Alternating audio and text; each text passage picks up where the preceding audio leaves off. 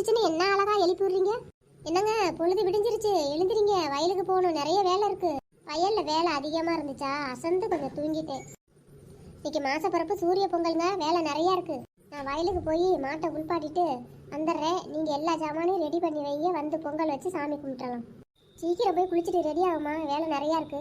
மெட்ராஸ்ல இருந்து என் ஃப்ரெண்டெல்லாம் வராளுங்கம்மா இன்னைக்கு. அதுக்கு என்னம்மா, தாராளமா வர சொல்லுமா. நம்ம ஊர்ல தான் நிறைய சுத்தி பார்க்க இடம் இருக்குல்ல, கூட்டிட்டு போய் சுத்தி காட்டுமா. லீவு தானே, 2-3 நாளைக்கு இருந்துட்டு போகட்டும்.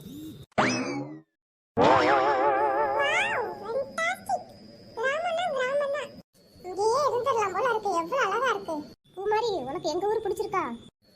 ஏண்டி இந்த ஊரை போய் பிடிக்கலன்னு யாராவது சொல்லுவாங்களா? எவ்வளவு அழகு! நம்ம ஊர்ல இந்த மாதிரி பார்த்ததே இல்லடா. என்ன இயற்கையான காத்து, இயற்கையான புல்லு, அடிச்சுக்கவே முடியாதுடா. மாப்பிள்ள, பேசாம நம்மளும் இந்த ஊர்லயே செட்டில் ஆயிடலாமா?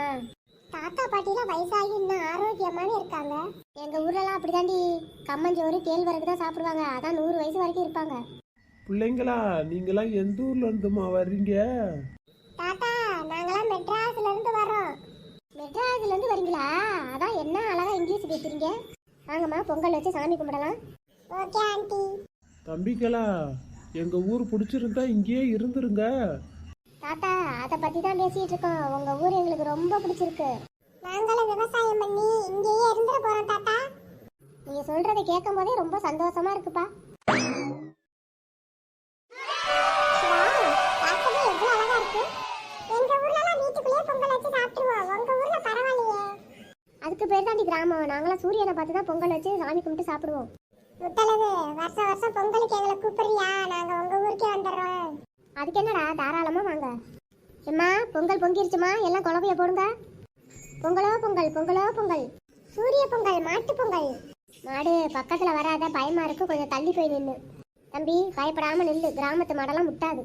எல்லாரும் நல்லா படிக்கணும், நல்ல வேலைக்கு போகணும்னு சாமியை கும்பிடுங்கம்மா.